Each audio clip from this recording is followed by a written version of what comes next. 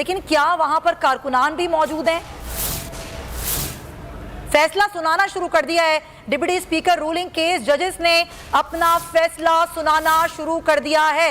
अहम समात, बड़ी समात, बड़ा फैसला।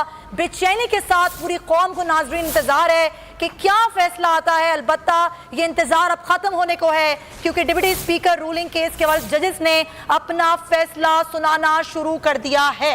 अहम दिन और आखिरकार इंतजार खत्म हो रहा है कि डिप्टी स्पीकर रूलिंग केस पर सुप्रीम कोर्ट के जजेस ने अब अपना फैसला सुनाना शुरू कर दिया है।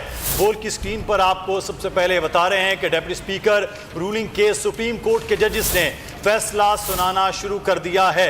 आज तमाम तर फरीकैन जो हैं वो आए अदालत में और उनकी जानिब से बायकॉट किया गया। उनके तहरीरी जवाबात पढ़कर सुनाए गए। उसके बाद डिप्टी अटॉर्नी जनरल ने भी अपने दलाइल दिए और उसके बाद फैसला महफूज कर लिया गया। 2 बार वक्त दिया गया और अब आखिरकार 8:50 पर अब फैसला सुनाना शुरू कर दिया गया। कानूनी निकात के जायजे में वक्त लगा, ये कहा गया chief justice of Pakistan justice Umar Ata Bandial की जानिब से।